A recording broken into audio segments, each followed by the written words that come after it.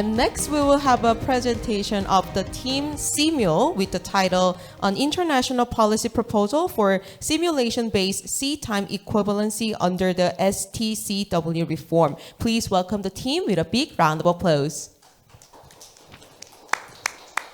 And let us watch the introduction video of the team Seamul. Our team proposed international standards for simulator-based training, offering education as effective as onboard practice. We hope this contributes to developing competent seafarers and a more efficient global maritime education system. We are Team Seamul.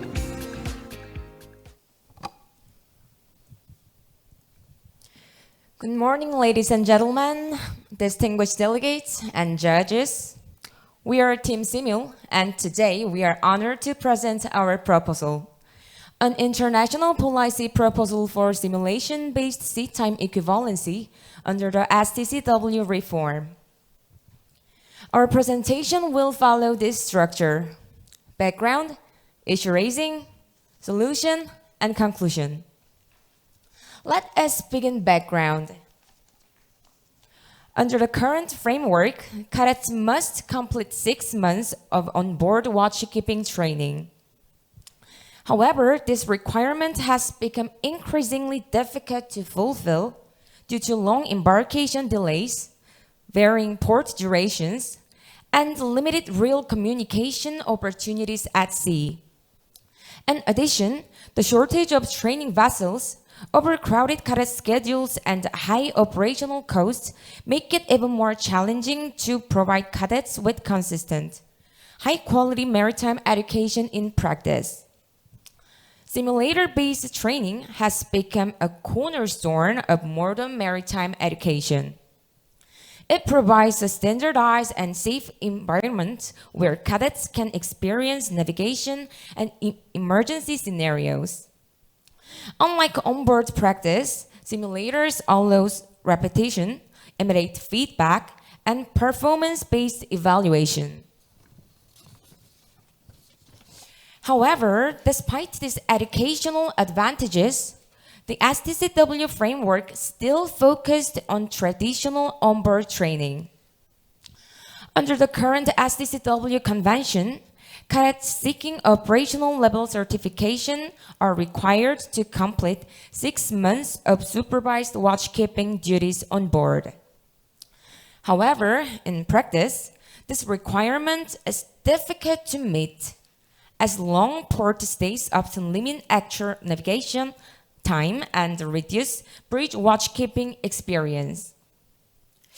Also, Table A2/1 requires cadets to demonstrate a wide range of operational competencies, including the ability to respond to unexpected or emergency situations. Yet such high-risk circumstances are infrequent and unpredictable, and most cadets have limited opportunities to experience them during their onboard training period. At the same time, the STCW Regulation A1/12 and IMO motor courses such as 1.07, 1.08, and 1.22 officially recognize this effectiveness of simulator-based training. However, despite this recognition, no international standard currently allows simulator training to count toward sea service. This leads us to a key question. Can simulator-based training achieve outcomes equivalent to real onboard experience? The Netherlands experiment proved this possibility, showing that 15 days of simulator training produced the same competence as 60 days at sea. This research was later reflected in IMO circular, officially recognizing limited substitution of simulator training for sea time. Therefore, the real issue is not the absence of evidence, but the absence of a legal mechanism to reflect that evidence. In the next section, we will propose specific amendments to fill this policy gap.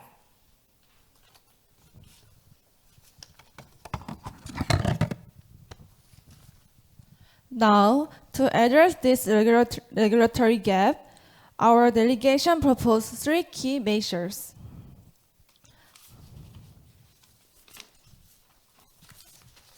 First, we propose a clear standard to recognize simulator training as part of onboard practice. 8 hours of simulator training shall equal 1 day at sea. 5 simulator days shall count as 15 sea days based on a 1-to-3 conversion ratio. Up to 2 months of simulator training may be accepted as an optional and complementary part, not a full replacement. This limit is educationally effective, regulatory compliant, and internationally acceptable. In short, 2 months strikes the right balance between learning efficiency and real sea experience. Second, we propose an amendment to Section A7/2 of the STCW Code. Currently, paragraph 1.1 requires at least 6 months of bridge watchkeeping training. We suggest adding 2 new sub-paragraphs to introduce flexibility while maintaining standards. 1.1.1, up to 2 months of the required 6 months may be substituted by approved simulator-based training, provided that such training complements, not replaces, onboard experience and meets the competence standard of Section 1A1/12. 1.1.2, for sea service equivalency, 8 hours of approved simulator training shall be considered equivalent to 1 day of onboard service. This amendment ensures legal consistency, maintains educational quality, and introduces flexibility into the current framework. Finally, to support member states without simulator facilities, we propose an IMO partnership program. This framework will connect simulator-equipped and non-equipped countries. Cadets from non-equipped states may take part in a 3-week full mission simulator course following IMO model courses. I will now present our conclusion. To conclude, our proposal enhances competence, accessibility, and training efficiency in maritime education. Simulator-based training strengthens practical skills, reduces dependence on limited training vessels, and supports faster qualification of competent officers. Complementary simulator training is the key to an accessible and efficient future of maritime education under the STCW framework. From simulator to sea time, let us build a safer and smarter maritime world together. Thank you for listening our presentation. Thank you very much. And now it's time for the Q&A session. Yes, please. Thank you for quite interesting your presentation. Well, generally I agree with your conclusion, but during your presentation, I got some questions. First of all, you mentioned by using simulator, your proposal is to replace onboard training. So my first question is, there is there is no international definition about simulator. So if you suggest the definition of a simulator, what are you going to say? The second one is, you just mentioned about the navigation cadet. There is another cadet, engineer cadet. So is there any particular reason you didn't mention the engineering cadet? This is my second question. We sincerely appreciate your insightful question and valuable comments. We would like to take a brief moment to discuss it, and then we will provide a clear answer.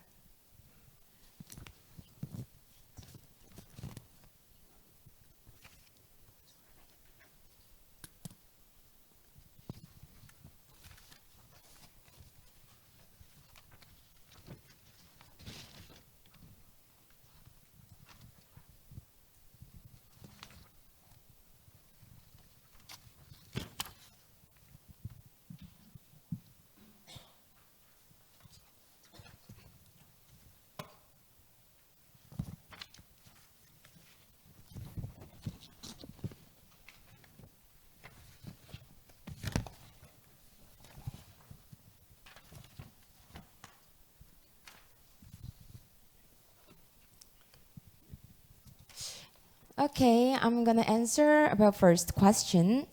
We refer mainly to bridge simulator short for watchkeeping competence at the operational level STCW A2/1, including full mission bridge, multitask and part task, LiDAR ARPA, and active simulator that meet STCW A1/12 performance standards and follow IMO Model Course 1.07 and 1.08 and 1.22.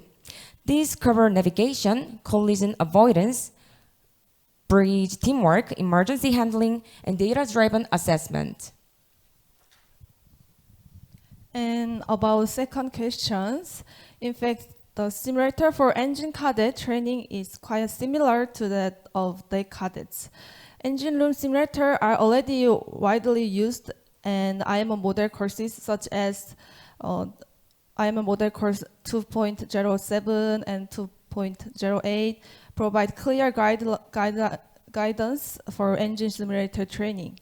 However, in our proposal, we focused on deck department as a representative example, covering both deck and engine training within our limited presentation time could make a discussion to board and less specific. Concerning your reply to my question, question is it's not definition of a simulator. It's that how simulator can be used in the seafarers training.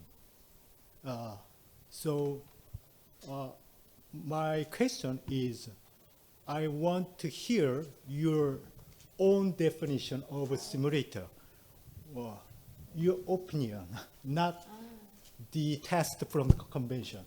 Yeah. So just say your definition.